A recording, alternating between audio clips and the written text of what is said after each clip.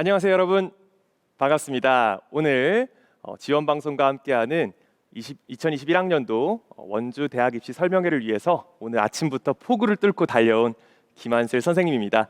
정말 반갑습니다. 다만 조금 아쉬운 점이 있다면 이 넓은 장소에서 여러분이 직접 대면하지 못하고 집에서 비대면으로 강의를 듣고 있다는 점인데요. 장점이 있어요, 분명히 비대면이. 그렇죠. 뭐죠? 영상을 멈춰서도 볼 수 있고 다시도 볼 수 있고 또 대면에서는 하지 못했던 왠지 좀 부끄러운 질문들도 얼마든지 할 수 있다는 점인데요. 우리 영상 보면서 오늘 강의 들으면서 궁금한 점이 있다면 얼마든지 우리 유튜브 댓글로 질문해 주시면 될 것 같습니다. 오늘 50분 동안 굉장히 다양한 이야기를 꽉꽉 눌러 담기 위해서 선생님이 준비를 많이 했는데요. 지금까지 실제로 합격했던 사례, 불합격했던 사례, 그리고 자기소개서 작성의 가장 중요한 원칙, 그리고 여러분들이 제일 궁금해할 자기소개서 작성의 꿀팁들 꽉꽉 눌러 담았으니까 여러분들이 오늘 50분 동안 꼭 집중해서 이 영상 잘 보시기를 바라겠습니다. 자, 선생님 소개를 간단하게 먼저 해볼게요. 선생님은요, 대학에서 문과와 이과를 모두 다 공부를 했어요. 그래서 자연계 친구들, 인문계 친구들의 고민을 다 이해하고 있습니다. 또 동시에 이렇게 입시 설명회 자리에서 이렇게 여러분 고등학생들하고도 만나면서도 또 대학에서 학생들을 가르치고 있기 때문에 여러분들이 실제 고등학생으로서 학교를 다니면서 겪는 어려움들, 자기소개서를 쓸 때 겪는 어려움과 또 대학 입장에서 대학이 원하는 것들이 무엇인지 그 차이에 대해서 잘 알고 있습니다. 그리고 동시에 그 차이를 여러분들이 어떻게 좁힐 수 있을지도 충분히 설명을 할 수 있습니다. 그렇기 때문에 오늘 영상 집중해서 잘 들어주시고요. 예시가 정말 많아요. 그래서 오늘 영상의 주인공은 선생님이 아니고 뒤에 있는 화면이에요. 그래서 만약에 화면이 조금 작은 친구들은 이렇게 손가락을 늘려서 핸드폰으로 보고 있다면 우리 뒤에 있는 글들이 잘 보일 수 있도록 준비를 해주시면 될 것 같습니다. 자, 오늘 선생님이 준비한 이야기는 총 3가지입니다. 일단 첫 번째로는요, 여러분이 자기소개서를 작성할 때 꼭 알아야 하는 핵심적인 원칙, 그리고 평가자로서 여러분들의 글을 평가할 때 그 평가를 좀 도와줄 수 있는 긍정적인 평가를 받을 수 있도록 여러분이 할 수 있는 일은 무엇인지 그 방법에 대해서 이야기를 해볼 거고요. 두 번째로는 수많은 선배들이 썼던 다양한 자기소개서들 중에서 불합격한 자기소개서의 특징은 무엇일까? 다시 말해서 나는 저렇게 쓰면 안 되겠구나 하는 것들을 실제로 보여드릴 겁니다. 그리고 마지막으로 우리가 원서 접수 기간이 얼마 남지 않았어요, 사실. 그래서 자기소개서를 지금 쓰고 있는 친구들도 있지만 아직 자기소개서 쓰지 못한 친구들도 분명 있겠지만 이미 자기소개서를 다 쓰고 난 벌써 다 끝냈는데 하는 친구들도 있을 거예요. 그래서 이 모든 친구들을 위해서 자기소개서를 작성할 때 혹은 자기소개서를 최종적으로 검토할 때 꼭 알아야 하는 과연 구체적 글쓰기란 무엇인 것인가 실제 사례를 가지고 알려드리도록 하겠습니다. 본격적으로 내용 시작해 보도록 하겠습니다.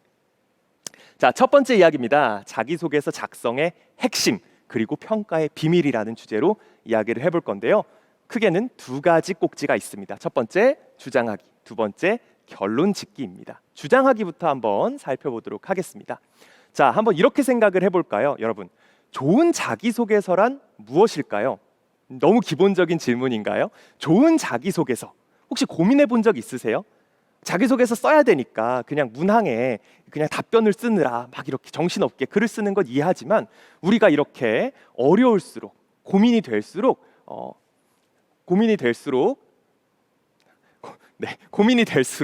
우리가 근본으로 돌아가야 합니다. 그래서 일단 자기소개서를 쓸 때 우리 좋은 자기소개서는요 3가지 특징을 가지고 있습니다. 첫 번째, 자기소개서는 100% 나에 대한 것이어야 합니다. 자기소개서가 많이 이렇게 작성이 돼요. 선생님 이야기, 친구들 이야기, 부모님의 가르침 이야기 아니고요. 자기소개서는 온전히 나에 대한 이야기여야만 합니다. 두 번째, 자기소개서에 담겨야 하는 이야기는요 나의 역량에 대한 이야기입니다. 대학으로 하여금 내가 이러한 자질을 가지고 있다는 것을 충분히 알 수 있도록 설명을 해야 돼요. 그러니까 자기소개서는 나에 대한 그리고 나의 역량에 대한 이야기가 담겨야 된다. 그리고 마지막으로 3번째, 여러분이 제일 많이 하는 실수예요. 우리 자기소개서는 그냥 쓰고 나서 끝나는 게 아닙니다. 그렇죠? 이 자기소개서를 가지고 여러분을 평가합니다. 누가 평가하죠? 입학사정관이 평가를 합니다. 똑같은 글이라고 하더라도 어떤 사람이 읽느냐에 따라서 초점은 달라져야 합니다. 어린아이가 읽는 글, 어른이 읽는 글, 학생이 읽는 글, 똑같은 내용이라고 하더라도 글이 달라져야 하겠죠?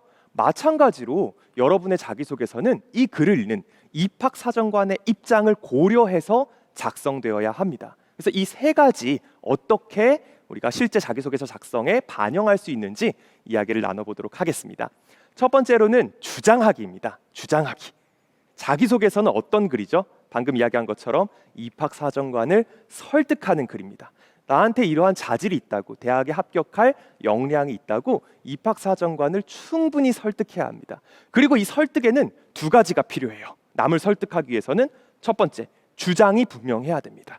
나는 이러이러한 사람이다 라는 주장이 분명히 필요하고요. 두 번째, 그 주장의 근거가 충분히 뒷받침되어야 합니다. 그래서 이 주장하기라는 과정은 여러분이 두 가지를 기억하시면 돼요. 첫 번째, 과연 이 자기소개서를 통해서 내가 하는 주장은 무엇인지 고민해 보세요.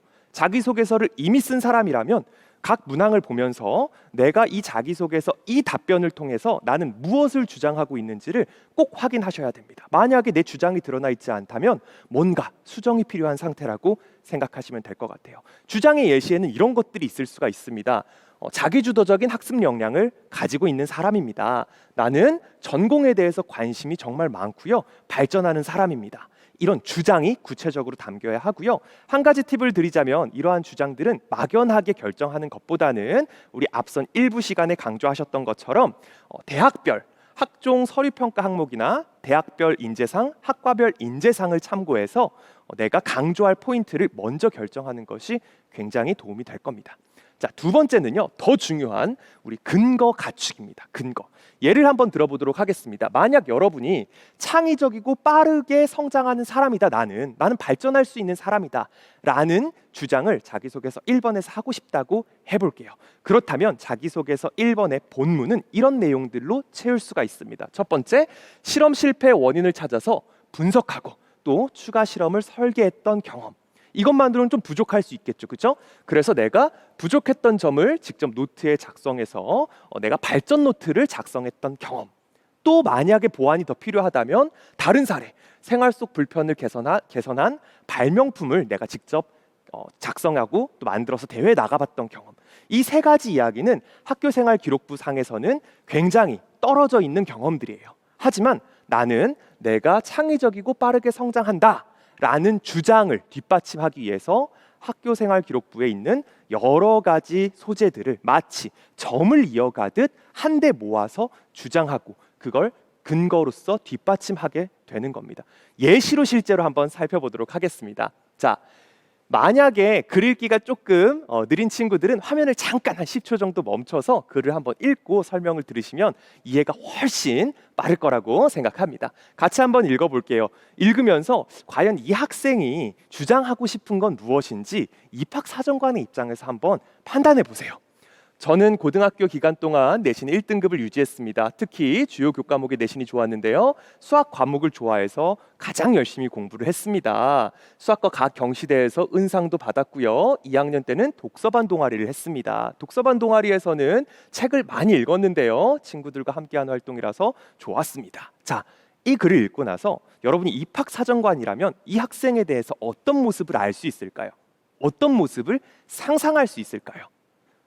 이렇게 한번 정답을 정해봤어요. 나는 학업 역량이 있다. 근거로서 내신 성적이 있다. 좋다. 두 번째, 나는 책을 많이 읽었다. 왜? 독서부를 했으니까. 자, 그럼 반대로 이렇게 생각을 한번 해볼까요?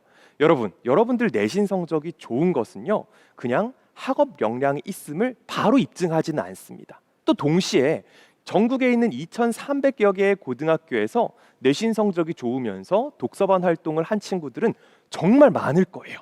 그래서 단순히 학교생활 기록부에 있는 내용 중에서 나 이거 자랑해야지 하고 이렇게 탁탁 골라왔어요. 그걸로는 충분하지 않습니다. 절대 충분하지 않아요. 성적이나 수상같이 학교생활 기록부에서 바로 확인할 수 있거나 내가 결과만을 자랑하고 싶다, 자기소개서에 담기는 거 별로 좋지 않습니다. 그럼 어디에 초점을 둬야 하느냐? 바로 자기소개서에는 결과보다는 나 성적 좋게 받았어요. 나 독서부에서 책을 많이 읽었어요. 결과보다는 과정에 초점을 맞추셔야 됩니다. 성적을 향상시키기 위해서 내가 어떤 과정을 겪었는지, 도서부 활동을 하면서 내가 다양한 책을 읽으면서 어떠한 배움을 얻었는지 과정에 초점을 맞춘 글이 좋은 자기소개서가 됩니다. 자, 그럼 이제 이렇게 쓰는 건 좋지 않은 예시로 선생님이 설명을 든 거예요. 오해하시면 안 돼요. 자, 그러면 좋은 예시를 한번 보여드릴게요. 자, 앞의 글과 이 학생의 글은 어떤 것이 다른지 화면을 잠깐 멈추고 확인해 보세요. 정말 짧은 글인데도 불구하고 이 학생이 어떤 사람인지, 어떤 경험을 했는지, 무엇을 중요하게 생각하고 앞으로 무엇을 하고 싶은지를 다 알 수가 있는 글이에요. 외국에서 제 계정을 해킹하려는 시도가 있었다는 메일을 받고 보안에 관심을 가지게 됐습니다. 관심을 가질 뿐만 아니라 그걸 어떻게 하면 해결할 수 있을까 고민도 했어요. 그래서 그 고민한 방법, 앱을 만드는 아이디어를 자기 노트에 기록을 했대요. 자, 여기서 끝나는 게 아니죠. 그렇게 기록한 내용을 학술제에 발표하기 위해서 친구들과 함께 한 번 해본 것도 아니고 7개월이라는 긴 시간 동안에 준비해서 실제 앱으로 구현을 했다고 합니다. 굉장히 실행력이 돋보이는 친구예요. 그러면서 동시에 내가 만약 대학에 진학한다면 이러한 아이디어를 보다 더 발전시켜서 더 구체화된, 더 현실적이고 상용화할 수 있는 앱을 만들어 보겠다라는 앞으로의 계획까지 세웠습니다. 굉장히 짧은 글인데도 불구하고 앞에 들었던 예시와는 조금 차이가 있죠, 그렇죠? 이렇게 정리를 한번 해볼게요. 전공도 그냥 단순히 프로그래밍이 아니고 그 중에서 특히 보안, 초점을 좁혔고요. 그 다음 내가 그 관심을 어떻게 가지게 됐는가, 계기를 어떻게 발전시켜 나갔는가, 그리고 앞으로의 방향성까지 다 언급이 되어 있습니다. 각기 다른 사례들을요, 점을 이어가듯, 그죠? 구슬을 꿰는 것처럼 여러분이 작성하는 것이 자기소개서를 구체적이고 설득력 있게 작성하는 굉장히 중요한, 그리고 여러분이 꼭 만들어야 하는 꿀팁이다라고 생각하시면 될 것 같아요.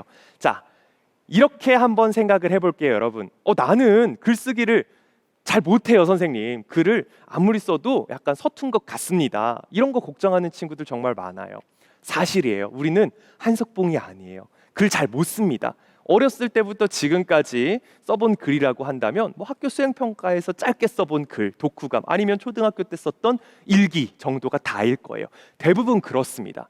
그래서 만약에 여러분이 글쓰기에 자신이 없는 친구들이라면 선생님이 팁을 하나 드릴게요. 글을 못 쓰기 때문에 여러분의 글은 다소 어색하고 다소 초점이 흐려질 수 있어요. 그러면 여러분은 이 방법을 꼭 사용을 하세요. 여러분이 하고 싶은 이야기를 두 갈식으로 본문 앞에다가 그냥 한 줄 적어주세요.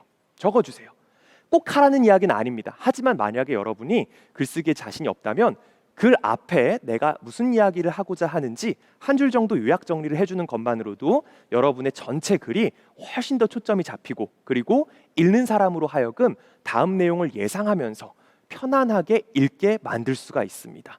도대체 이런 이야기 지금 나한테 왜 하는 거지? 라는 생각을 안 할 수가 있죠. 예를 한번 들어볼게요. 지금 토론 대회에 나가고 토론 동아리에서 활동했던 친구의 경험입니다. 글을 굉장히 잘 썼다고 선생님은 생각합니다. 만약에 하지만 여러분이 조금 자신이 없다, 난 이걸 조금 더 정리하고 싶다 라고 한다면 앞에 한 줄 정도 그냥 덧붙이는 거예요. 이렇게 지난 3년 동안 토론 동아리에서 활동하고 학급 문제 해결 프로젝트를 수행하면서 저는 사회 문제를 해결하는 기자가 되겠다는 꿈을 키워왔습니다. 그럼 읽는 사람으로 하여금 예상할 수가 있죠. 이 친구는 토론 동아리, 토론 경험에 대한 이야기를 하겠구나. 학급 활동에 대한 이야기를 하겠구나. 그리고 이 이야기를 하는 이유는 뭐 때문이다? 이 활동이 내가 지금 기자를 꿈꾸려고 하는 지금의 모습에 영향을 줬기 때문이구나 라는 예상을 미리 할 수 있어요. 그래서 본론이 똑같이 작성됐다고 하더라도 읽는 사람으로 하여금 훨씬 글이 정돈된 느낌을 받을 수 있게 합니다. 중요한 팁이에요, 여러분. 비밀이에요. 그렇죠? 자, 두 번째로 결론 짓기라는 방식을 알려드릴 건데요. 아마 이 이야기는 여러분이 다른 어디에서도 들어보지 못했을 이야기일 거라고 선생님은 자신합니다. 결론 짓기. 뭘까요? 결론 짓기.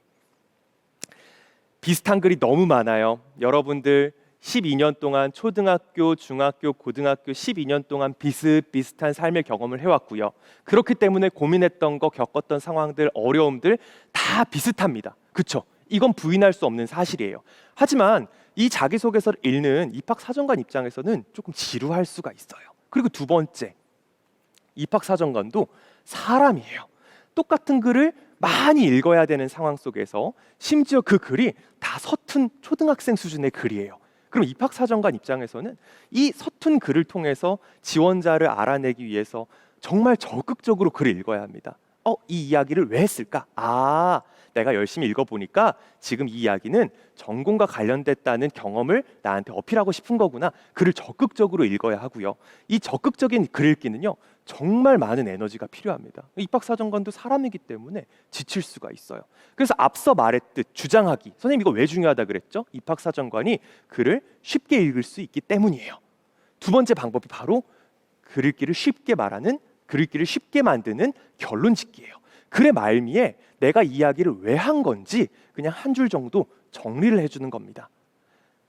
이 이야기가 실제로 효과적인 방법인지 의문을 가지는 친구들이 분명히 있을 거예요. 그래서 선생님이 진짜로 실제 사례를 가지고 보여드릴 거예요. 한번 보세요. 자, 입학사정관이 이 글을 읽고 실제로 어떻게 평가를 했는지를 선생님이 보여드릴 겁니다. 여러분도 한번 읽어보세요.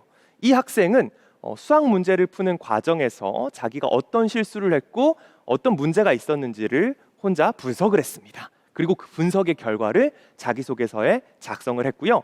다른 친구들하고 차별화되는 점이 있다면 마지막 부분을 보세요. 자, 이러한 내용들은 나한테 어떤 의미가 있냐면 스스로 문제점에 대한 원인을 분석하여 해결한 경험은 제가 어떤 어려움을 겪더라도 앞으로 내가 문제를 분석하고 고치고자 하는 노력을 잃지 않겠다라는 다짐을 하는 계기가 됐습니다. 라고 지금까지 내가 했던 이야기가 나한테 어떤 의미가 있는지를 마지막에 정리를 해줬어요. 마지막에 요약을 하고 결론을 내렸습니다. 자, 이 학생의 글을 읽고 실제 입학사정관은 어떤 평가를 했는지 궁금하시죠? 선생님이 입학사정관의 말을 그대로 가져왔어요. 한번 보세요. 가운데 단락을 보시면 됩니다. 스스로 문제를 인식하고 원인을 파악하여 분석, 해결해 나간 경험은 앞으로 대학에서 큰 자산이 될 것입니다. 라고 한 분이 판단을 하셨고요. 또 다른 분이 이렇게 말씀하셨어요. 풀었던 문제를 다시 풀어보면서 스스로 문제를 분석하고 해결하는 학습 자세를 배웠다는 점에서 이 학생의 자기주도적인 학업 역량을 보여주고 있습니다. 자, 포인트를 아시겠어요, 여러분? 내가 내린 결론하고 입학사정관이 판단한 결론하고 심지어 단어 하나하나까지 똑같습니다.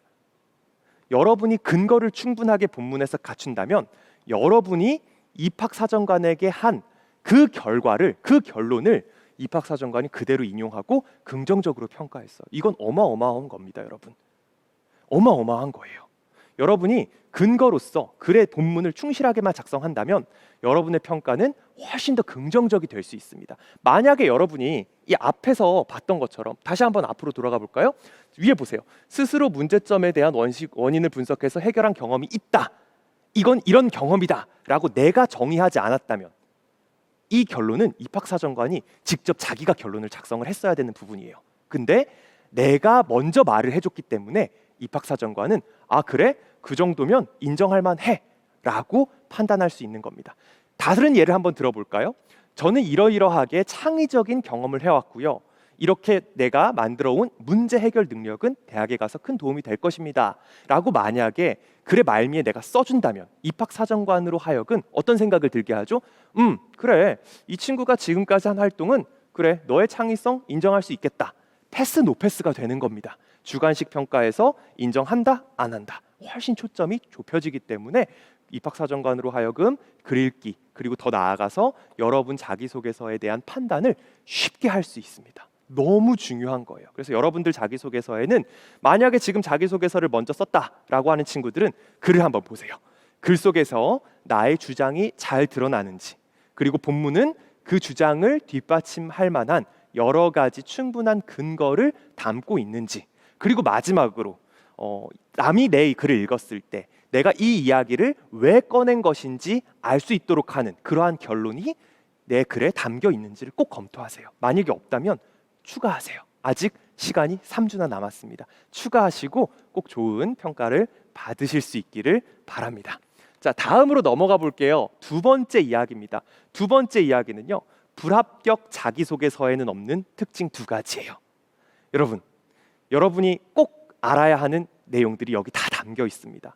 너무나 많은 선배들이 이러한 실수를 해왔어요. 너무나 많기 때문에 이 이야기는 정말 중요합니다. 똑같은 실수하는 친구들 지금 아마 10명 중에 한 8명 정도는 있을 거예요. 특히 자기소개서 이미 썼던 친구, 쓰고 있는 친구들, 다 쓴 친구들 방심하지 마시고 꼭 고치세요. 불합격 자기소개서에 없는 두 가지. 첫 번째는 알맹이가 없답니다. 알맹이가 없어요. 여러분들 글에는 대부분 알맹이가 없습니다. 무슨 의미인지 한번 알아볼까요? 자, 여기 올해 대교협 공통 양식에서 처음으로 강조한 단어를 찾아보겠습니다. 여러분들 잘 모르겠지만 우리 대교협에서 매년 이 자기소개서 공통 문항을 만드는데요. 지난 수년간 이 공통 문항은 별로 바뀌지 않았습니다. 항상 비슷비슷했어요. 근데 올해 처음으로 크게 바뀌었습니다. 크게 바뀌었고요. 크게 바뀐 이 두 개의 문항에서 굉장히 중요한 단어가 있어요. 지금까지는 단 한 번도 언급되지 않았던 단어예요. 뭘까요? 한번 찾아보세요.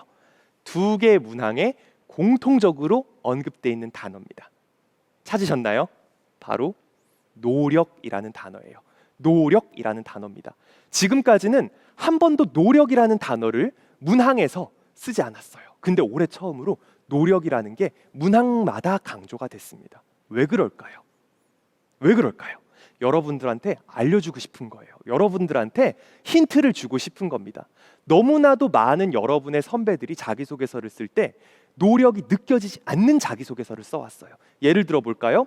전공에 대해서 관심을 가지게 된 계기를 이야기하는데 책을 한 권 읽은 이야기를 해요. 혹은 책을 한 권 읽고 인터넷 검색을 한 번, 두 번 해본 소재를 사용합니다. 혹은 학교에서 수업 시간에 발표를 한 번 해본 걸 가지고 내가 이 진로를 정하게 됐다고 이야기를 해요. 설득력이 떨어집니다. 노력이 느껴지지 않으니까요. 아니면 이런 경우도 되게 많습니다. 나는 정말 노력을 했어요. 정말 열심히 노력을 했는데 근데 자기소개서에는 드러나지가 않아요. 자기소개서에는 노력했다는 과정이 드러나지 않습니다. 그래서 여러분들한테 대기업이 알려주고 싶은 거예요. 자기소개서를 잘 쓰려면 꼭 여러분이 스스로 생각하기에 노력했다라고 인정할 만큼 충분히 내용을 집어넣으세요 라고 알려주는 겁니다. 아시겠어요? 자, 그럼 어떤 글이 노력에 대한 것인지, 어떻게 써야지 노력이 느껴지는 것인지 한번 실제 사례로 살펴볼 텐데요. 자, 노력은 이런 겁니다. 사전적 정의는 이런 거예요. 목적을 이루기 위해서 몸과 마음을 다해서 애를 썼다. 다른 말로 하면 시간과 에너지를 투입해서 결과를 얻어냈다. 다시 말해서 노력이라고 하는 것은요, 장기간, 오랫동안 반복적으로 해왔거나 혹은 반복적이고 오랫동안 한 건 아니겠지만 그 깊이가, 탐구의 정도가 충분히 느껴지거나 혹은 아까 언급했던 것처럼 자기소개서에서 우리 학교생활기록부에 있는 하나하나의 소재를 연결해서 쓰는 게 큰 도움이 된다고 했죠. 왜냐하면 그렇게 연결을 해야지만 여러분의 노력을 알 수 있기 때문입니다.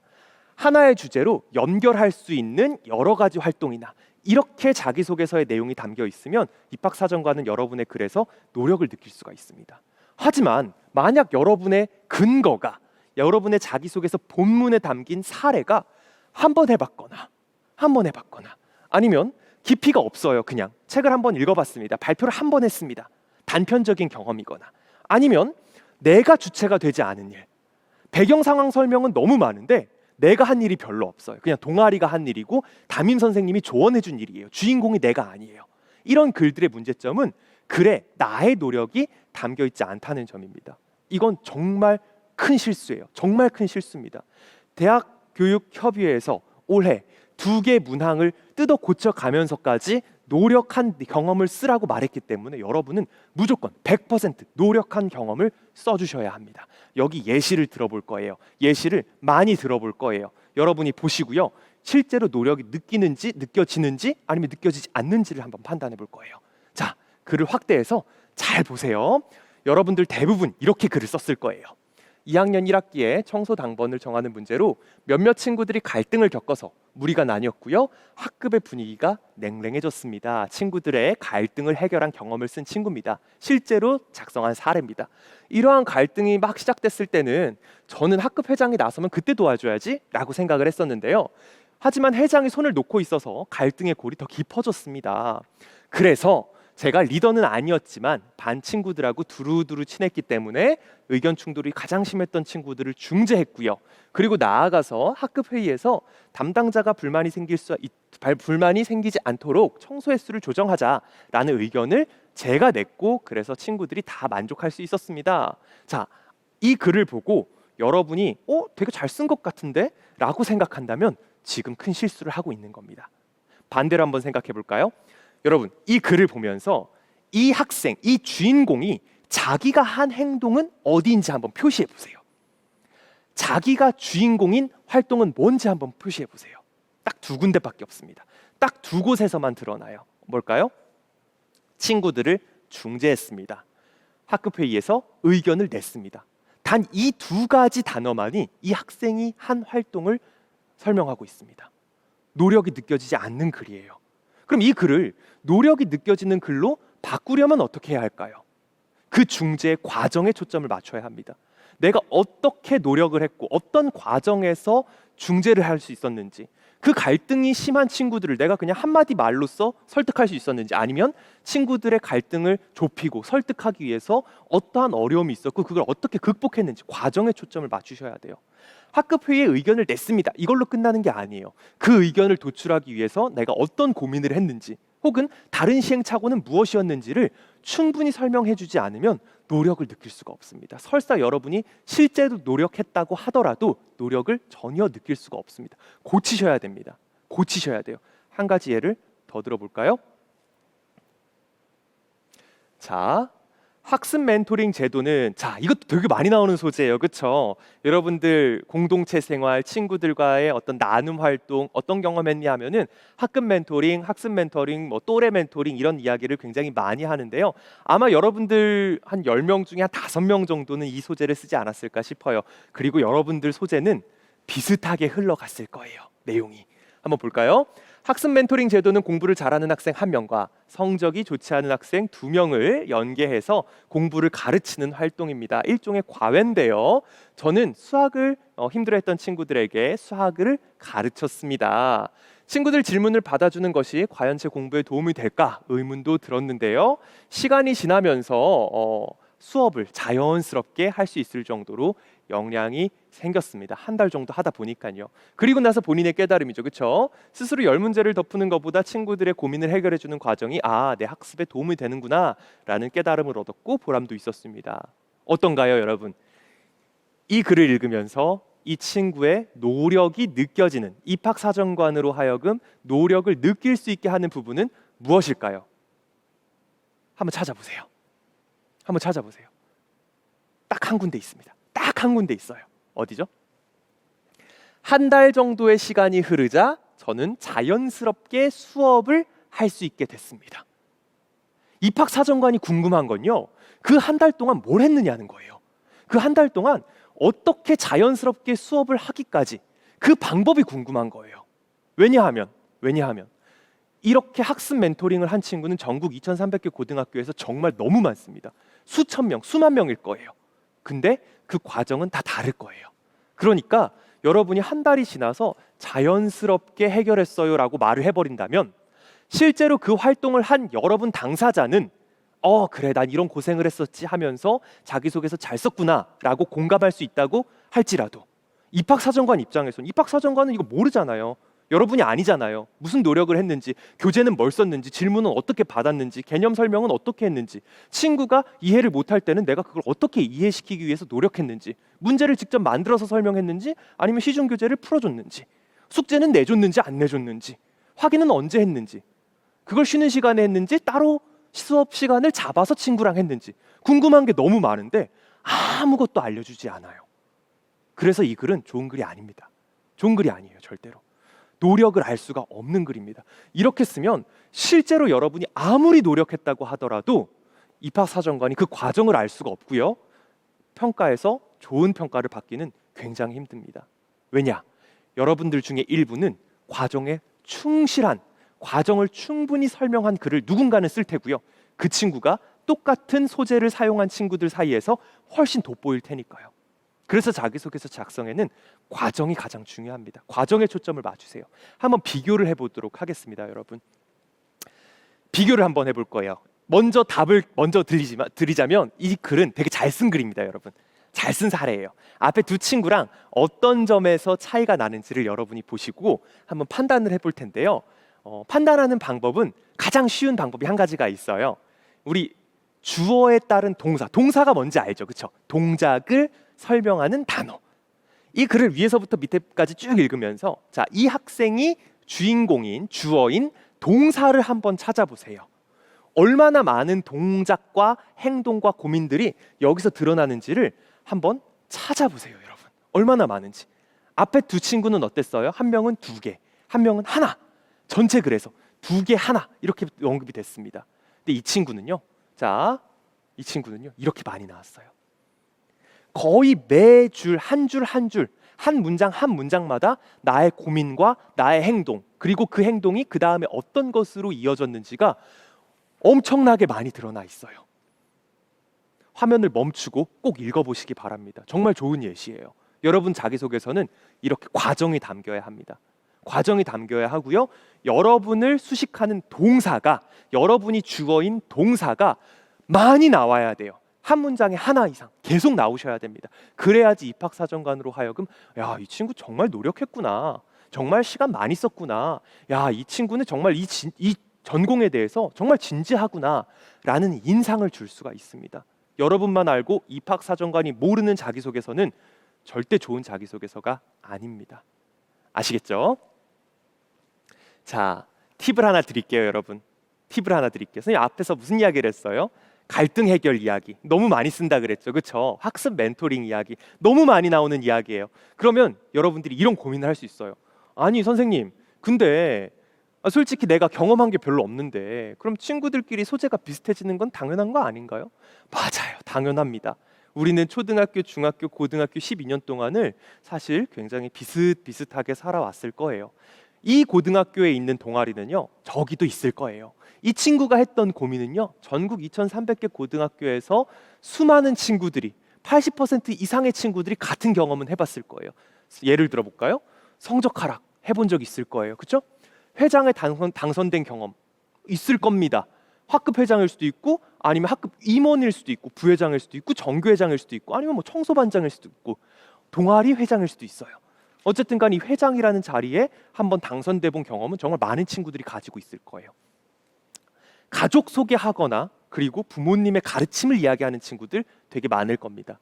또 내가 정말 큰 고민이 있었는데 선배, 친구 그리고 담임 선생님과의 진솔한 대화를 통해서 그 고민을 해결했다라고 말하는 친구들도 정말 많습니다. 또 방금 이야기한 것처럼 이 또래 멘토링 활동 이야기하는 친구들 정말 많아요. 50% 이상입니다. 마지막으로 친구들의 갈등 해결 70% 이상이에요. 봉사활동, 봉사 동아리 활동 이야기를 했거나 멘토링 했거나 아니면 친구들 갈등을 중재했어요. 3개 중에 하나일 겁니다. 자, 이건 현실이에요. 어쩔 수 없어요. 우리 활동이 이렇게 겹치는 거, 나만 한, 다른 친구들은 아무도 안 해봤고 나만 경험한 독창적인 주제가 있다면 정말 좋겠지만 없는 게 사실입니다. 그렇다면 이렇게 아주 많이 등장하는 식상한 소재들을 활용해서 어떻게 나만의 독창적인 이야기를 만들까요? 그 방법은 어디에 있을까요? 힌트는 아까 드렸어요. 힌트는 어디에 있다고요? 바로 과정에 있습니다, 여러분. 똑같은 멘토링을 한 수만 명의 학생들, 과정은 다 다를 거예요. 그렇죠?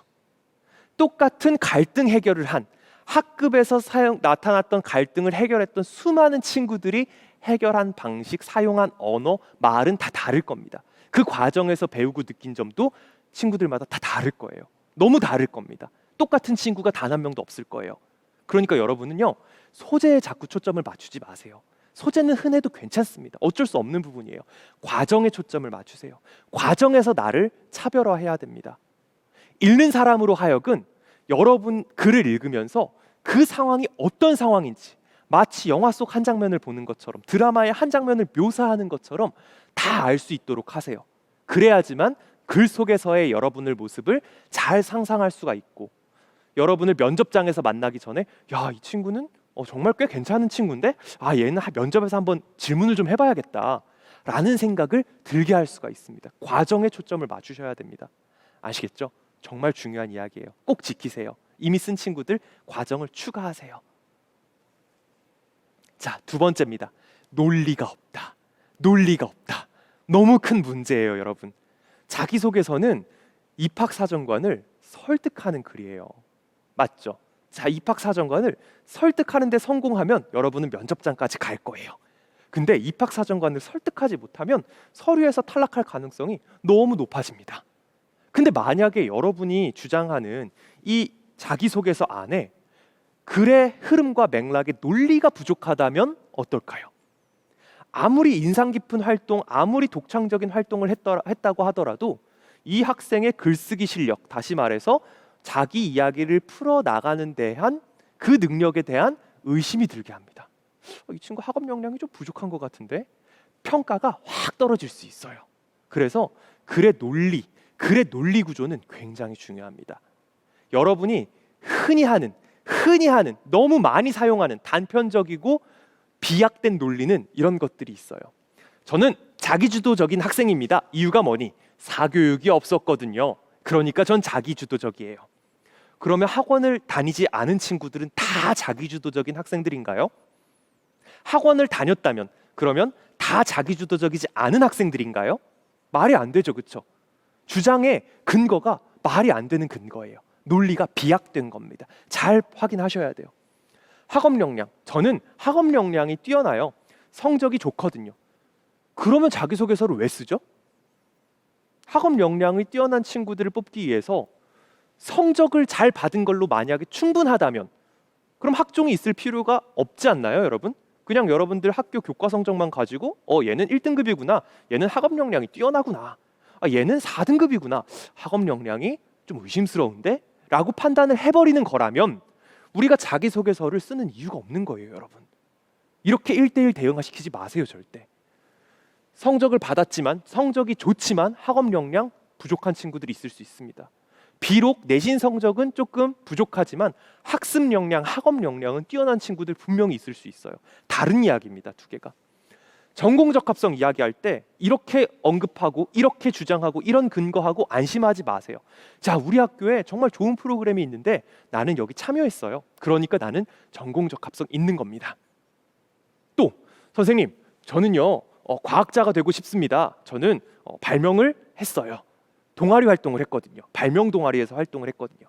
발명 동아리에서 활동한 것 그 자체만으로 이 친구는 과학자로서, 미래의 기술인으로서 충분한 역량을 가지고 있다는 것이 입증되는 게 아니에요. 그럴 거면 그냥 지원 자격에 동아리 활동을 발명 동아리 한 학생들을 모집합니다라고 했겠죠, 그렇죠? 아닙니다. 안심하지 마세요, 여러분. 이렇게 단순한 논리로 입학사정관이 설득될 거라고 생각하시면 안 됩니다. 여러분들 비슷한 글을 정말 많이 읽어보신 분들이에요. 아시겠죠? 안심하면 안 돼요. 리더십 너무 많이 나와요. 리더십 너무 많이 나옵니다. 저는 리더십이 있습니다. 왜냐면요, 학생회장이거든요. 전교회장이거든요. 저는 리더십이 있습니다. 왜냐면요, 1학년, 2학년, 3학년 3년 내내 학급회장을 했거든요. 생각해 보세요, 여러분. 초등학교, 중학교, 고등학교를 거쳐오면서 여러분이 만나왔던 수많은 회장들, 학급 임원들 중에서 리더십이 없는 사람들 분명히 있죠, 그렇죠? 회장이라고 리더십이 있나요? 아니면 리더십이 없는 사람은 회장이 될 수 없나요? 아닙니다, 여러분. 그렇게 단순하게 연결짓지 마세요. 마지막, 인성. 우리 자기소개서 2번 문항에서 주변 나눔 활동, 인성에 대한 이야기를 물어보면요, 대부분의 친구들이 저는 착한 사람이에요 이렇게 말합니다. 저는 이렇게 마음씨가 고운 사람이에요. 왜냐? 봉사활동을 했거든요. 그렇게 따질 거면 그냥 일률적으로 봉사 시간이 높은 친구를 그냥 뽑으면 돼요. 자기소개서는 그렇게 작성하는 게 아닙니다. 자, 그럼 실제로 여러분이 작성했을 법한 자기소개서, 실제로 여러분이 선배들이 작성한 자기소개서들 중에서 대표적인 사례를 이제 보여드릴 거예요. 그리고 분명 여러분들은 이렇게 작성했을 겁니다. 하고 있을 겁니다. 어서 고치세요. 아직 시간 충분히 있습니다. 고치셔야 됩니다. 자, 첫 번째 대표적인 거, 리더십 이야기하면서 나의 리더십. 이거 리더십 같은 경우에는 언급이 되게 많이 나오는 단어예요. 왜냐하면 이 대학의 인재상 그리고 학과별 인재상에서 리더십이 있는 학생이라고 언급한 대학들이 정말 많아요. 그래서 여러분들 자기소개서에 저는 리더십이 뛰어납니다, 또는 조금 다른 말로 저는 섬김의 리더십을 가지고 있습니다, 이렇게 주장하는 친구들이 정말 많은데, 그 근거로서 다 회장한 이야기를 해버립니다. 보세요. 저는 리더의 자질을 기르기 위해서 고등학교 3년 동안 회장을 했고요. 그리고 동아리 회장도 했습니다. 아, 회장을 3년 동안 학급 회장하고 동아리에서도 회장을 했구나, 이 친구 리더십이 뛰어나구나 라고 절대로 판단하지 않습니다. 이렇게 썼다면 초점을 바꾸셔야 됩니다. 만약에 이렇게 쓰고 싶다면 여러분들은요, 저는 리더였어요, 회장이었어요 라고 말하는 데서 그치는 게 아니고요, 지난 3년간을 돌이켜보는 겁니다. 3년 동안 내가 이 회장으로서 해왔던 다양한 경험과 다양한 활동 중에서 나의 리더십이 충분히 설득될 수 있는, 내가 리더십을 가장 발휘했던 그 한순간을 딱 초점을 잡으셔야 됩니다. 그리고 그 한순간에 대한 이야기를 해야 되는 거예요. 그 순간에 초점을 맞추시고 그 이야기를 충분히 설득력 있게 과정에 초점을 맞춰서 설명하세요. 그래야지만 이 친구는 3년 동안 회장했네, 야 근데 이 정도로 깊은 고민을 해왔어? 그래, 리더십이 있구나, 인정할 만해 라는 결론을 입학사정관이 내릴 수가 있습니다. 두 번째, 글로벌 리더다, 나는 글로벌 리더다, 글로벌 리더가 되겠다 하는 친구들 정말 많습니다. 정말 많아요. 특히 무역, 경제, 경영 그리고 어학과 관련된 학과에 진학하는 친구들이 저는 글로벌 리더의 역량이 있습니다, 혹은 글로벌 리더의 자질을 기를 겁니다 하면서 하는 정말 많은 실수가 여기 있습니다. 보이세요? 영어 이야기입니다. 조금 확장하면 언어 이야기예요. 영어를 많이 공부하겠습니다가 글로벌 리더입니다는 아닙니다. 어학 관련 학생, 스페인어를 열심히 공부하겠습니다, 교환학생도 갈 거예요 라는 이 말 자체가 나의 글로벌 리더로서의 역량을 보여주는 건 절대 아닙니다. 한 가지 팁을 드릴게요. 만약에 여러분이 여기 나온 것처럼 글로벌 리더, 그리고 많이 사용하는 단어들이 있어요. 21세기 인재, 인문학적 소양, 그리고 섬김의 리더십, 되게 크고 거창하고 멋진 단어들을 자기소개서에 담는 친구들이 정말 많은데요, 그냥 밑도 끝도 없이 내용만, 단어만 이렇게 거창한 단어를 쓰면 마이너스입니다. 그냥 어디서 가져온 말 같아요. 그냥 책에서 뽑아온 말 같아요. 만약 여러분이 이렇게 쓰고 싶으면 여러분 나름의 정의를 같이 내려주셔야 돼요. 예를 들어 볼까요?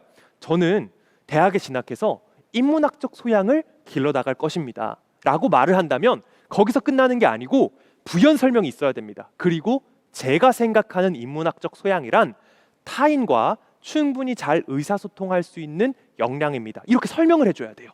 그럼 그 다음은 어떻게 되겠죠? 내가 의사소통 역량을 길러온 이야기를 하면 되는 거예요. 아시겠죠? 마찬가지로 섬김의 리더십, 저는 섬김의 리더가 될 것입니다, 저는 섬김의 리더로서 역량을 길러왔습니다, 이렇게 주장하는 걸로는 충분하지 않아요. 같이 설명을 해주세요. 제가 이야기하는, 제가 생각하는 섬김의 리더란 나의 의견을 앞장서기보다는, 나의 의견을 앞세우기보다는 다른 사람들의 의견을 충분히 들어보고 민주적으로 의사결정을 하는 사람입니다 라고 하고, 그렇게 경험했던, 그렇게 본인이 행동했던 경험을 본문에 써주는 겁니다. 그래야 자기소개서가 구체적인 자기소개서가 되고 설득력이 있는 자기소개서가 되는 거예요. 여러분, 학업 진로 계획 쓰죠? 여러분 3번 문항, 대학 자율문항 있는 친구들은요, 대부분의 대학에서 앞으로의 학업 계획과 진로 계획을 쓰라, 그리고 동기와 학습 계획을 써라, 지금까지 해왔던 노력과 진로 계획을 써라, 앞으로 계획을 묻는 학교가 정말 많은데요, 이런 실수 하지 마세요. 여러분, 미리 알려드리는 거예요. 절대 이런 실수 하지 마세요. 학업 계획은요, 대학교 수강 계획이 아니에요. 여러분, 3번 문항에 저는요 1학년 때는 이거 들을 거예요, 2학년 때는 이 과목 들을 거예요, 3학년 때는 이 과목 들을 거고요, 4학년 때는 이 과목을 들을 거예요 라고 쓰는 친구들이 너무 많습니다. 설득력이 하나도 없어요. 그냥 대학교 홈페이지 가서 보고 베낀 것 같아요. 물론 여러분이 이 학교에 진학해서 내가 어떤 과목을 배우게 될지 과목을 먼저 찾아보고 그 내용들을 하나하나 읽어보는 건 정말 좋은 일입니다. 그렇지만 그렇다고 해서 이렇게 이 친구처럼 화면 멈추고 읽어보세요, 여러분.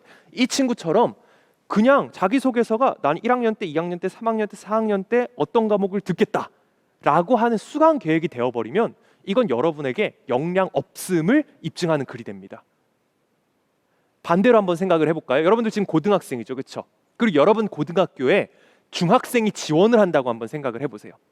중학생이 자기소개서를 이렇게 써요. 저는 이 고등학교에 진학할 겁니다 하고 학업 계획을 쓰라고 했더니 2학년이 되면 확률과 통계 수업을 들을 겁니다. 3학년이 되면 미적분을 들을 겁니다 라고 써놨어요. 이게 설득력이 있어요, 여러분? 아니잖아요. 어차피 듣는 거잖아요. 어차피 선택하는 거잖아요. 내가 이 과목을 선택하겠다라는 말이 여러분이 계획이 있다라는 말이 되진 않아요. 절대로 안 됩니다. 그래서 여러분이 학습 계획, 진로 계획을 쓸 때는요, 꼭 이렇게 작성하셔야 돼요. 처음에 먼저 최종 목표를 고민해 보세요. 그냥 단순히 학교 가서 뭐를 듣지? 학교 가서 어떤 동아리를 하지? 이렇게 생각을 하지 마시고요. 더 다음 목표를 생각해 보세요. 내가 대학을 졸업한 이후에 내가 진짜로 하고 싶은 일이 뭐지? 한번 고민을 해보세요. 아직 구체적이지 않아도 괜찮습니다. 방향만 한번 생각을 해보세요. 아, 그래, 나는 글쓰기에 관심이 있으니까 나는 글을 쓰는 일을 좀 계속하면 좋겠다. 자, 일단 방향을 생각했죠, 그죠? 최종적인 목표를 생각했다면 그럼 그 과정에서 필요한 역량은 무엇일지, 그 과정에서 내가 경험할 어려움은 무엇일지를 그 다음으로 생각해 보세요. 어떤 자질과 역량이 필요하고 그 역량을 어떻게 길러갈 것인지, 이게 학업계획과 진로계획입니다. 난 이러한 목표가 있는데요, 이러한 목표를 위해서는 이러이러한 자질이 필요할 거라고 저는 생각합니다. 그래서 저는 이러한 자질을 기르기 위해서 이런 활동을 하고 싶습니다 라고 글을 써야지만 아, 이 친구는 계획이 있구나 라고 인정할 수 있게 됩니다. 아시겠죠? 단순히 수강 계획서 쓰지 않으셔야 됩니다. 여러분 조심하세요. 마지막입니다. 여러분, 흔히 하는 실수 마지막이에요. 나의 포부, 나의 목표, 내가 이 학과를 지원하는 동기를 쓸 때 너무 많은 친구들이 이런 실수를 합니다. 한번 같이 볼까요? 저는 고려대학교 경영학과에 입학해서 의료 경영 분야에 진출을 할 생각입니다. 의료 체계는 나날이 발전하고 있지만 병원 경영은 아직 전문 경영인이 아닌 의료인이 하고 있기 때문에 주먹구구식 경영을 벗어나지 못한다고, 그래서 내가 이렇게 생각하기 때문에 저는 고대 경영대에 입학을 하고 싶습니다. 자, 이렇게 주장을 했어요. 문제가 뭘까요? 도입은 되게 좋습니다. 그냥 단순히 그냥 저는 경영대 가고 싶습니다. 저는 경영학에 관심이 있습니다. 혹은 저는 경영자가 되고 싶습니다. 전 창업을 하고 싶어요. 단순히 이렇게 언급하는 것보다 저는 의료 경영 분야라는 경영학 중에서도 특정 산업 분야를 구체적으로 짚은 부분은 정말 잘한 거예요. 진정성이 느껴집니다. 근데 그 이유가 조금 이상해요. 이유를 들은 게, 내가 이렇게 하려는 이유는, 나의 포부는 왜냐하면 남들이 다 못하기 때문이다. 이렇게 가버렸어요.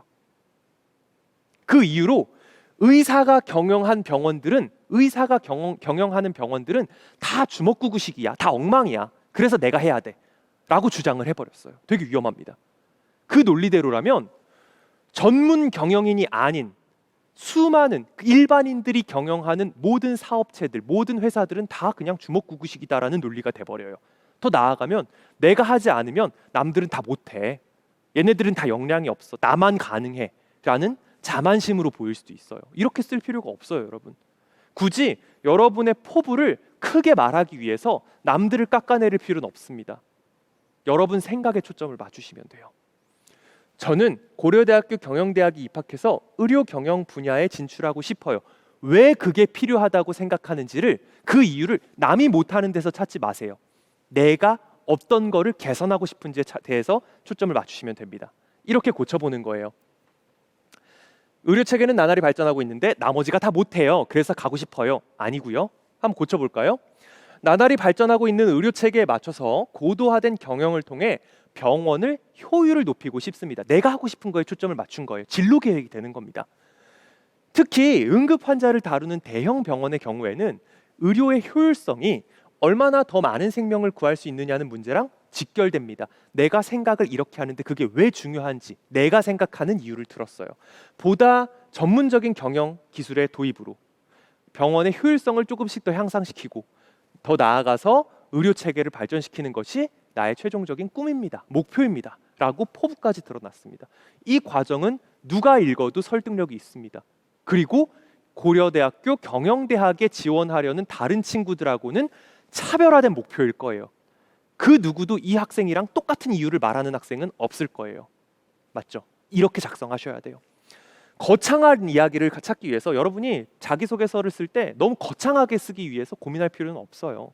그냥 내 이야기를 하시면 됩니다. 자기소개서의 초점은 자기가 돼야 돼요. 내가 한 생각, 내가 한 고민, 내가 한 활동, 지금의 나는 어떤 과정을 거쳐왔고 앞으로의 나는 어떠한 목표를 가지고 있는지 내 이야기만 하시면 돼요. 내 이야기에 충분히 집중한 자기소개서가 좋은 자기소개서입니다. 마지막 세 번째 챕터입니다. 자, 마지막 세 번째 챕터예요.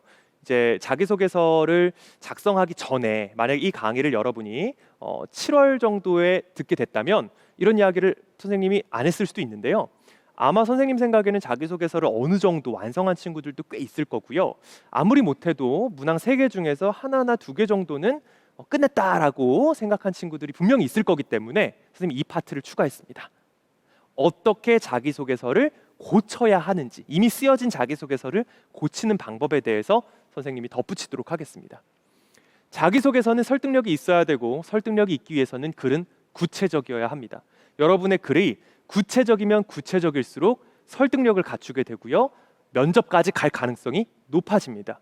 그럼 우린 고민해 봐야 돼요. 지금까지 좋은 자기소개서란 무엇인가 고민했던 거라면 자, 그럼 지금부터는 어떤 글이 구체적인 글인가를 한번 고민해 봅시다.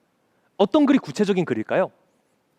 첫 번째, 여러분이 어렸을 때 육하 원칙이라는 단어를 들여봤을 거예요. 신문 기사를 쓸 때 우리가 사용하는 원칙이죠. 누가 언제 어디서 무엇을 어떻게 왜 했는가가 다 들어가 있으면 충분히 구체적인 글이 된다. 어렸을 때 배웠을 거예요. 자기소개서는 이 중에 많은 부분이 고정돼 있어요. 보세요. 이거 누구에 대한 이야기예요? 나. 정답은 정해져 있습니다. 나에 대한 이야기예요. 두 번째, 언제 이야기예요? 지난 고등학교 3년간의 이야기입니다. 상관없습니다. 중요하지 않아요. 어차피 답이 정해져 있으니까요. 어디서 한 이야기예요? 이거? 학교 생활에서 한 이야기입니다. 그러니까 초점을 거기에 두는 게 아니에요. 우리가 두어야 한 초점, 우리가 자기소개서의 구체성을 판단하는 가장 중요한 요소는요, 무엇을 어떻게 했느냐는 거예요. 무엇을 했고 어떻게 했느냐, 여기에 가장 큰 초점이 들어가야 합니다. 저는 이러한 활동을 했습니다. 그걸 이러한 과정으로 풀어왔습니다. 어떻게 초점을 맞추세요. 그리고 하나의 소재를 완성한다면 거기에 덧붙이세요. 거기에 연결을 덧붙이세요. 하나의 활동만으로, 한 가지의 경험만으로 내 주장이 충분히 설득력을 갖추기는 좀 어렵습니다. 그래서 여러분이 연결하셔야 됩니다. 1학년 때 했던 활동, 2학년 때 했던 활동, 3학년 때 했던 활동, 어떤 건 동아리 활동일 수도 있고 어떤 건 독서일 수도 있고 어떤 건 교내 학급에서 했던 발표였을지도 몰라요. 이걸 연결하셔야 됩니다. 연결해야지만 여러분의 주장이 설득력을 갖추게 돼요. 그리고 입학사정관으로 하여금 야, 이 친구는 한 가지 방향으로 정말 노력해왔구나 라는 인상을 줄 수가 있습니다. 정리해보자면 여러분의 글이 만약에 무엇을 어떻게 했는지 그리고 그것이 무엇으로 연결되었는지 내용이 충분히 담겨 있다면 정말 잘 쓴 글입니다. 문장이 조금 서툴러도 괜찮아요. 이 내용이 딱 3가지, 무엇을 했다, 어떻게 했다, 충분히 설명하고 그리고 그것이 무엇으로 연결되었다 들어가 있다면 그 글은 좋은 글입니다. 많이 고치지 않으셔도 돼요. 근데 만약에 여러분의 글을 보면서 뭘 했는지는 있어, 근데 어떻게 했는지 설명이 없어요. 그리고 뭘 했는지도 있고 어떻게 했는지 있는데 그래서 그게 그 다음에 어떤 활동으로 연결되었는지가 없어. 그러면 좋은 자기소개서, 설득력 있는 자기소개서에서 거리가 점점 멀어지는 겁니다. 아시겠죠? 자, 그래서 선생님이 마지막으로 구체적으로 작성된 글과 구체적으로 작성되지 않은 글에 대해서 여러분들이 비교할 수 있도록 예시를 몇 개 가져왔습니다. 한번 보시고 여러분의 글이 어느 쪽에 가까운지를 판단해 보세요. 좋은 예시에 가까우면 오케이, 좋지 않은 예시에 가까우면 수정이 필요하다. 이렇게 생각하시면 될 것 같아요. 먼저 구체적이지 않은 글의 예시를 들어보겠습니다. 한번 보세요. 저는 영어에 대한 관심으로 많은 활동을 해왔습니다. 논술반 동아리, 영어 동아리, 영어조의 사회자 경험을 했습니다. 그리고 논술반 캠프 활동을 했고요. 팀티칭 첨삭도 했습니다. 더 나아가서 영어 단어 시험을 보거나 영미 소설 드라마를 보면서 공부하는 것도 했고요. 또 영어 일기도 씁니다. 월요일마다 아침 조회를 영어로 진행하는 영어조의 사회자 역할도 하고 있습니다. 어떤가요? 영어에 대해서 이 친구는 영어에 관련된 활동을 정말 많이 했구나. 뭐는 드러나 있어요. 무엇을 했는지는 드러나 있어요. 그렇죠? 무엇은 있습니다. 근데 뭐가 없죠? 어떻게가 없어요. 어떻게 했는지 과정이 하나도 없습니다. 이 글은 그래서 좋은 글이 아니에요. 나열하는 글하고 구체적인 글은 정말 다른 글입니다, 여러분. 이 학생이 한 건 나열한 거예요. 학교생활 기록부 속에서 나는 영어 관련 학과에 지원할 거니까 찾은 거예요. 이 활동 영어지, 이 활동 영어지, 이것도 영어구나. 그래서 학교생활 기록부에 있는 많은 활동 중에서 영어와 관련된 활동을 그냥 다 모아놓은 겁니다. 그냥 즐겨찾기 해놓은 거예요. 그냥 좋은 글이 아닙니다. 나열한 글이에요. 자기소개서는 그걸 작성하는 게 아니고요. 뭘 작성해야 되죠? 내용. 이 중에서 아무것도 말하지 않고 한 가지만 말해도 돼요. 예를 들어 볼까요? 마지막에 이 친구가 썼던 아침 조회를 영어로 했다. 이것만 가지고도 자기소개서 3분의 1, 2분의 1 혹은 전체를 충분히 채울 수가 있어야 합니다. 어떻게 아침 조회를 했는지, 10분 했는지 20분 했는지, 혼자 했는지 다른 사람이랑 했는지, 주제는 어떻게 선정했는지, 왜 그 활동을 하게 된 건지, 그걸 통한 어려움은 없었는지, 어떻게 극복했는지, 그리고 그 활동이 아침 조회를 계속해서 영어로 했던 활동과 그 경험이 나의 다음 생각, 다음 활동으로 무엇으로 이어졌는지 그 내용에 초점을 맞추셔야 돼요. 이 글은 좋은 글이 아닙니다. 만약 여러분의 글이 이렇게 작성되어 있다면 그건 나열하는 글쓰기지 구체적인 글쓰기가 아닙니다. 고치셔야 합니다. 자, 비교해 볼게요. 영어를 가지고 글을 쓴 친구 중에 비슷한 사례를 선생님이 가져왔습니다. 똑같이 소재는 영어를 가지고 있습니다. 그렇지만 글이 좀 달라요. 한번 볼까요? 영어 실력을 쌓기 위해서 주제를 선정하고 영문 에세이를 작성하고 해외 신문사의 기사를 번역하면서 공부를 해왔습니다. 자, 그리고 그 과정의 이야기를 썼어요. 교과서보다 어려운 단어가 많았기 때문에 한 줄 한 줄 해석하는 게 참 어려웠고요. 그 과정에서 무엇을 배웠다, 문법은 어떻게 공부했다. 그래서 어떻게 배웠죠? 실력이 조금씩 향상됐다. 1년 정도 했더니 영어 실력이 많이 향상됐다. 그래서 나는 교내에서 영어 말하기 대회에 진출할 수가 있었다. 하나의 활동에 대해서 언급하고 어떻게 했는지 설명하고 그리고 그 경험을 토대로 내가 그 다음 점, 그 다음 구슬로 어떻게 나아갔는지를 설명하고 있어요. 비록 상은 타지 못했지만 스스로 원고를 쓰고 수십 번 읽어보면서 내가 영어에 대해서 진짜로 관심이 있구나 라는 것을 깨닫게 됐다. 전공에 대한 관심을 심화시킬 수 있었다. 그리고 더 나아가서 이 과정에서 배우고 느낀 점, 앞으로 내가 대학에 가서 무엇을 해야겠다라는 결심을 하게 됐다. 이렇게 쓰는 겁니다. 이건 구체적인 자기소개서예요. 여러분의 자기소개서는 앞에 글에서 이런 방식으로 바꾸셔야 됩니다. 자, 마지막 하나의 예시만 더 보고요. 마지막 2개의 예시만 더 보고요. 오늘 이제 질문을 받아보도록 할 텐데요. 구체적이지 않은 글에 대한 질문이에요. 자, 이 글은 글 자체는 되게 잘 썼습니다. 문장은 되게 멋진 문장, 아마 글을 좀 많이 써본 친구일 것 같아요. 실제 사례고요. 서울시립대학교 학종 안내서에 들어가 있는 실제 사례입니다. 한번 볼까요? 사회 요구가 다원화됨에 따라서 한 분야에 치중하기보다는 다양한 분야에 대한 전문성을 갖춰야 된다고 생각합니다. 특히 시민들과 소통하면서 그들을 이해하고 다양한 수요에 능숙하게 대처할 수 있는 역량이 필요합니다. 독일 교환학생으로 지원할 것인데요. 독일에서 학업을 이어나가면서 이러한 역량을 길러 나갈 것이고요. 우리나라 국민의 긍정적인 법 감정을 이끌어내기 위한 경험을 쌓을 것입니다 하면서 이렇게 쭉 썼어요. 그래서 여러분이 봤을 때는 이 친구는 글 잘 쓰는 친구대라고 생각할지도 모르겠어요. 어려운 단어를 되게 잘 풀어 썼습니다. 그런데 이 글을 보고 입학사정관은 어떻게 평가를 했을까요? 있는 그대로 선생님이 가져왔습니다. 한번 보세요. 다양한 분야에 대한 전문성, 시민 소통과 이해, 독일 교환학생, 긍정적인 법 감정처럼 크고 거대한 언어들을 나열했을 뿐 그것에 연결이 없습니다. 연결이 없습니다. 그냥 좋은 말, 멋진 말이 나열되어 있습니다. 시민을 위한 공공 리더가 되겠다고 했는데 시민을 위한 공공 리더가 과연 무엇인지에 대한 설명이 없습니다. 다시 말해서 이 친구의 글은 저는 정말 대단한 사람이 될 거예요 라는 포부는 느껴지는데, 그걸 통해서 그걸 위해서 무엇을 해왔고 앞으로 무엇을 할 건지는 전혀 알 수가 없는 좋지 않은 글이라고 설명하고 있습니다. 만약 이 친구의 글을 고친다면 어떻게 해야 될까요? 초점을 잡는 거예요. 저는 시민들을 위한 공공 리더가 되고자 합니다. 그리고 제가 생각하는 공공 리더란 이러이러한 리더입니다. 그 역할을 하기 위해서는 이러이러한 역량이 필요하고요. 저는 앞으로 이러이러한 활동을 통해서 그런 역량을 길러 나갈 것입니다. 초점을 바꾸셔야 됩니다. 멋진 말 많이 쓴다고 합격한다? 절대 아니에요. 멋진 말 하나도 없어도 괜찮습니다. 그냥 여러분이 평소에 사용하는 언어로 진솔하게 여러분 생각을 초점에 맞춰서 작성하는 것이 좋은 자기소개서를 쓸 수 있는 방법입니다. 마지막으로 좋은 예시 하나 보도록 하겠습니다. 잘 보세요. 마지막 예시예요. 너무 잘 작성한 글입니다. 인하대학교 학종 안내서에 좋은 모범 사례로 나와 있는 글이에요. 여러분의 글은 이렇게 되어야 합니다. 1학년 때는 히말라야 도서관이라는 책을 읽었습니다. 자, 책을 읽었죠. 그리고 그 책을 계기로 봉사활동의 중요성에 대해서 난 깨닫게 됐습니다. 하고 그냥 그게 끝나지 않았어요. 계기로 깨닫게 되었습니다. 그래서 뭐 했죠? 자율동아리, 봉사활동을 위한 동아리를 만들었습니다. 여기서 끝나지 않죠. 그 동아리에서 무엇을 했는지 해성보육원과 인연을 맺게 되었고요. 인연을 맺어서 한 번 활동해 본 게 아닙니다.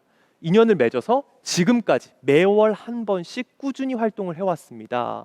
깊이가 느껴지죠, 그렇죠? 그런데도 불구하고 이 정도만 써도 벌써 깊이가 느껴지는데도 불구하고 내용을 더 덧붙였어요. 그렇게 많이 했던 보육원에서의 활동들 중에서 한 가지 에피소드를 꼽는 거예요. 한 가지 순간, 하나의 순간에 초점을 맞춰서 읽는 사람으로 하여금 상상할 수 있게 만들어준 거예요. 한 번은 아이들이 먹을 음식 재료를 다듬는 일이 있었는데요. 그러다 보니까 편식이 심한 아이를 만나게 됐고, 이 친구의 이 편식하는 습관을 어떻게 하면은 내가 고쳐줄 수 있을까 하고 고민하게 됐습니다. 고민해서 끝나지 않아요. 그래서 그 고민의 방법을 연구하고 그 다음 봉사활동에 아이들한테 편식에 대한, 음식을 골고루 먹고 또 음식의 소중함에 대한 책도 읽어주고 역할극도 해보면서 실제로 나는 내가 중요하다고 생각한 걸 실천했다 까지도 드러나 있습니다. 그럼 입학사정관 입장에서는 이렇게 생각할 수밖에 없어요. 와, 얘는 진짜로 자기가 생각한 걸 계속해서 연결해 나가는 애구나.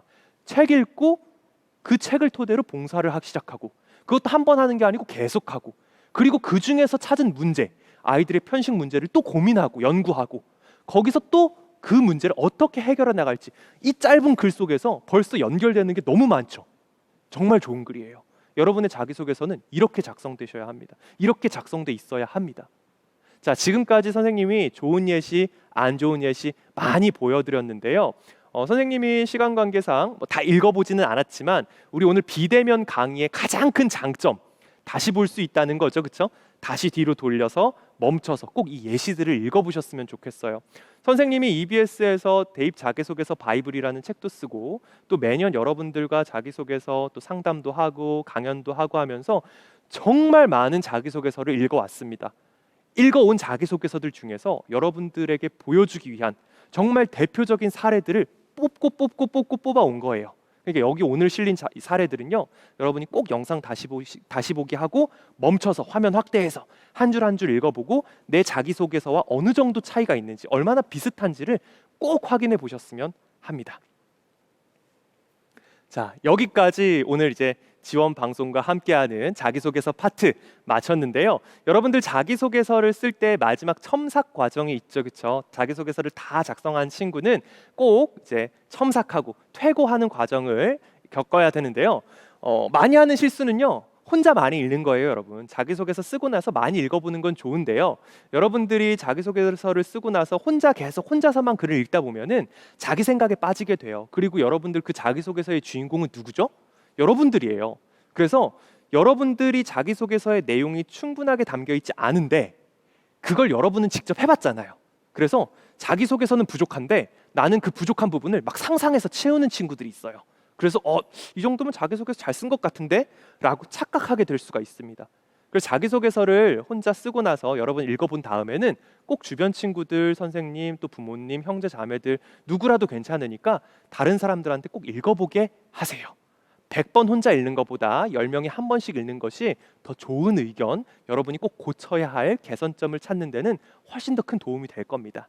여기까지 선생님이 준비한 강의는 끝났고요. 우리 친구들이 작성한 질문들, 우리 실시간으로 봤던 올려줬던 질문들, 그리고 미리 선생님이 받아온 질문 한번 영상을 통해서 한번 보시고요. 질문 답변하는 시간 가지도록 하겠습니다. 안녕하세요. 원주여자고등학교 학생회장 김아림입니다. 주변 친구들 이야기를 들어보면 아직 전공이나 진로 방향을 정하지 못한 친구들이 많은데 그런 학생들에게 조언을 해주실 수 있을까요? 자, 너무 좋은 질문이에요. 선생님이 꼭 하고 싶은 이야기가 다 담겨 있습니다, 여러분. 우리는 초등학교, 중학교, 고등학교 과정 12년 동안 비슷비슷하게 살아왔습니다. 학교에서 생활을 해왔고요. 전공과 진로에 대해서 탐색할 시간이 충분히 없었고 기회가 충분히 없었습니다. 그래서 정말 소수, 정말 극소수의 친구를 제외한 대부분의 친구들은요, 방금 친구와 같이 똑같은 경험, 똑같은 고민을 가지고 있을 거예요. 나 아직 진로 정확하게 모르겠어요. 선생님, 저 전공 아직 정확하게 모르겠어요. 그게 당연합니다, 여러분. 당연한 거예요. 선생님도 그랬습니다. 선생님도 그랬기 때문에 공대로 입학하고 경영학을 같이 공부한 거예요. 고등학생 때는 몰랐어요, 선생님이. 그러한데 관심이 있을 거라는 걸 대학에 가서야 깨달았습니다. 이건 현실이에요, 여러분. 여러분들이 지금 고등학교 상황에서 전공과 진로를 정하는 게 어려운 건 현실이고 사실입니다. 그리고 그러한 기회는 여러분이 대학에 진학하면 그때 충분히 주어질 겁니다. 자, 이건 현실인데요. 그렇다고 해서 자기소개서를 쓸 때 저는 아직 전공에 대한 확신을 없습니다. 진로를 아직 고민해보지 못했습니다라고 쓰면 문제가 있겠죠. 예를 한번 들어볼까요? 여러분이 회사를 창업해서 큰 회사를 만들었어요. 여러분이 이제 사장님인 거예요. 그리고 우리 회사에 오늘 입사 면접에 신청한 친구가 2명 있습니다. 한 친구는요, 이렇게 말합니다. 저는 영업에 관심이 있습니다. 그래서 우리 회사에 입사하면 영업 활동을 한번 열심히 해보고 싶은데요. 여러 가지 영업 활동 중에서도 특히 온라인을 통한 비대면 영업 과정에 관심이 있습니다. 이걸 통해서 회사를 발전시켜 나가고 싶습니다라고 한 명은 이야기를 했고요. 한 명은요, 저는 이 회사에 지원을 했습니다. 아직 어떤 일을 할지, 어떤 목표를 가질지는 회사에 입사하고 나서 차차 배워 나가겠습니다. 자, 이렇게 말을 했어요. 여러분이 만약 사장님이라면 두 친구 중에서 어떤 친구를 뽑을까요? 앞에 친구겠죠, 그렇죠? 그래서 여기서 여러분은 갭을 메꿔 주셔야 됩니다. 여러분이 관심이 있고 여러분이 앞으로 해 나가야 할 평생의 목표가 될 전공과 진로를 지금 결정하라는 게 아니에요, 여러분. 그거는 지금 결정할 수 없는 게 당연합니다. 대학 가서도 시간이 한참 걸릴 거예요. 심지어 대학을 졸업한 이후에 30대가 되고 40대가 됐을 때 여러분이 진정한 인생의 진로를 깨달을 수도 있어요. 그때도 늦은 건 아니에요.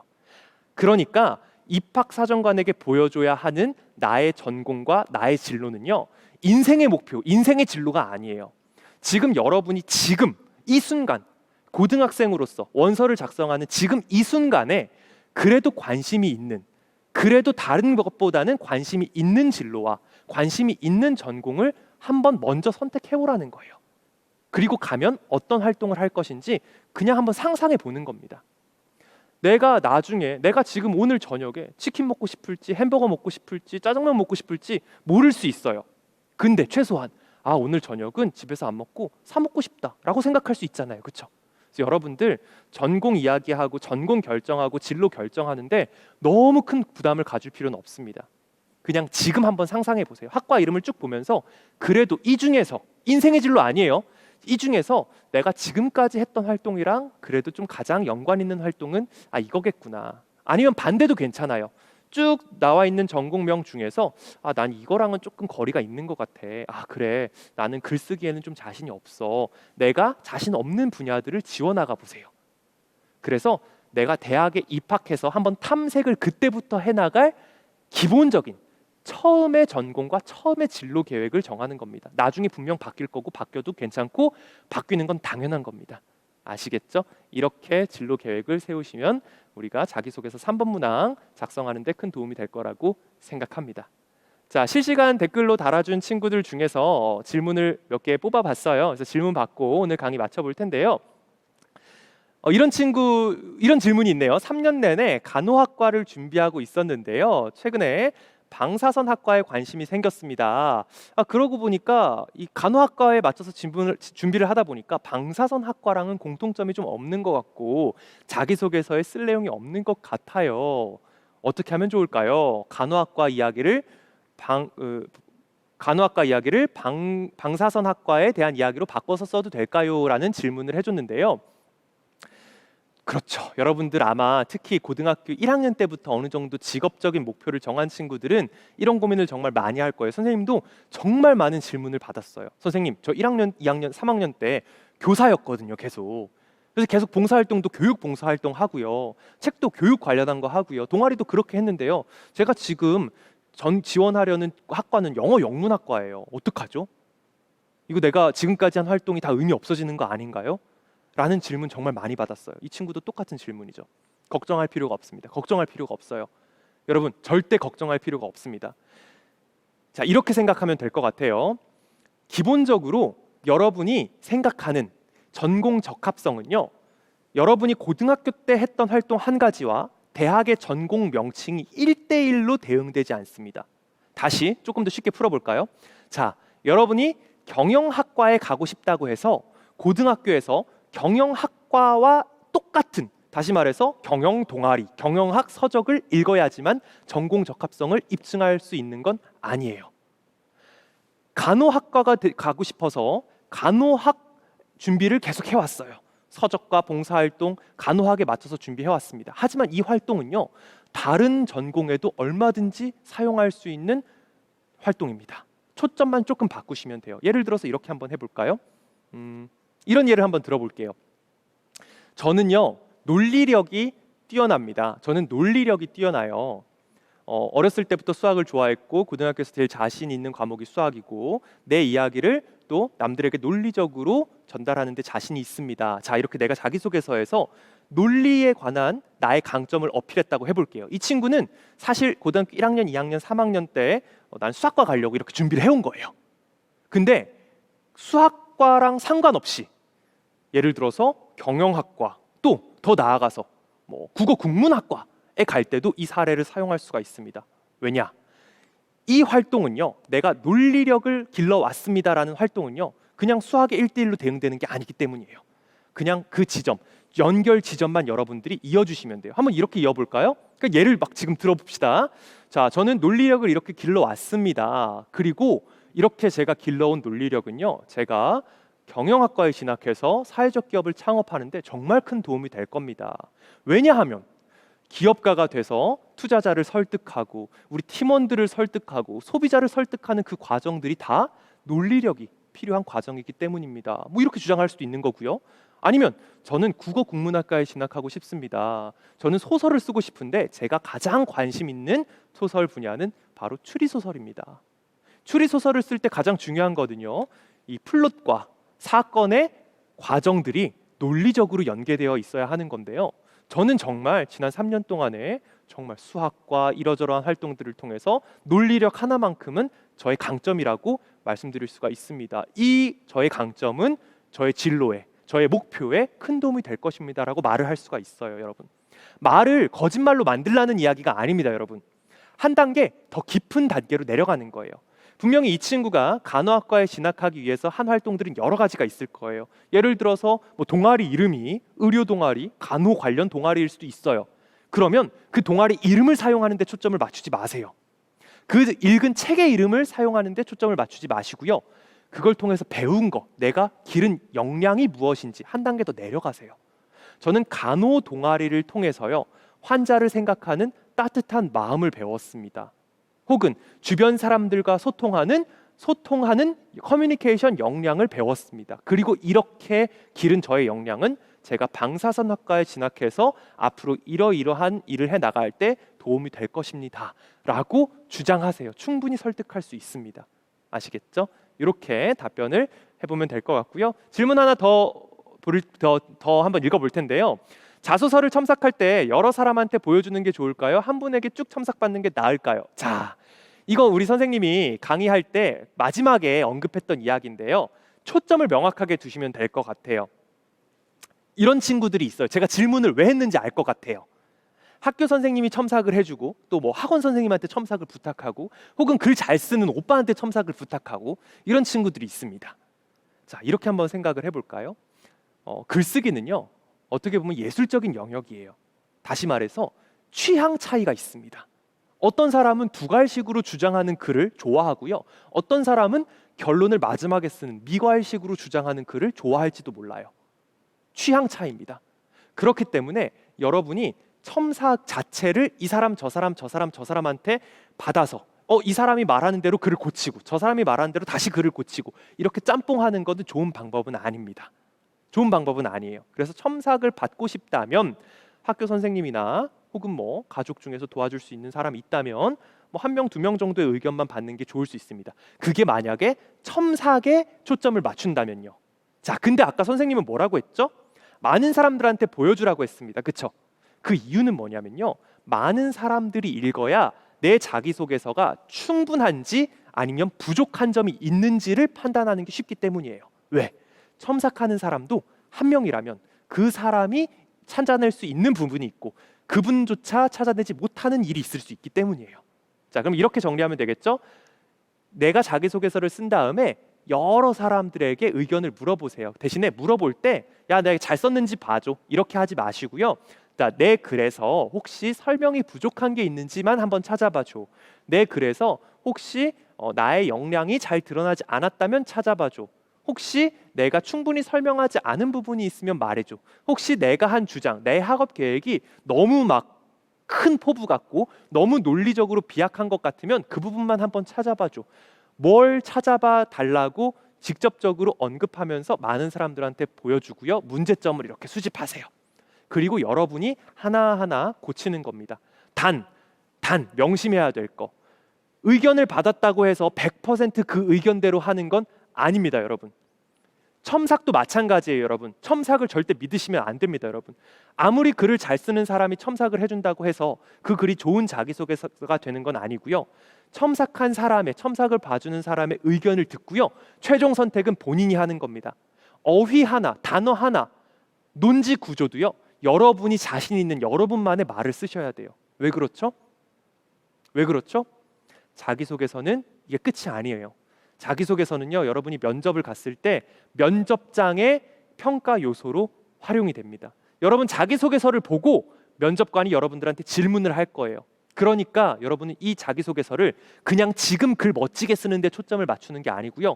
내가 면접장에 가서 나의 강점을 어필할 때 할 말, 그 말을 그냥 지금 미리 글로 정리하고 있다라고 생각하는 겁니다. 많은 사람의 의견을 들어보고요. 그대로 다 반영해서 고치는 건 아니에요. 여러분이 선택하세요. 많이 의견을 듣고 그 중에 일부를 선택하고 일부는 선택하지 않고 여러분만의 언어로 여러분만의 단어를 사용해서 여러분의 자기소개서를 꼭 만드시길 바랍니다. 자, 여기까지 우리 2부 자기소개서 작성법 우리 한번 알아봤고요. 오늘 비도 오는 날씨 되게 우중충한데 여러분들 다행스럽게도 멀리 나오지 않고 집에서 영상 보는 건 선생님 참 좋은 일이라고 생각을 합니다. 아까 말씀드렸던 것처럼 영상 앞에 중요한 이야기, 중요한 예시들 많으니까 꼭 다시 보기 하면서 멈춰서 예시 꼭 읽어보시고요. 여러분들이 원하는 자기소개서 잘 작성하시고 원하는 대학에 꼭 합격하시기를 바라면서 오늘 강의 마치도록 하겠습니다. 지금까지 김한슬 선생님이었습니다. 감사합니다.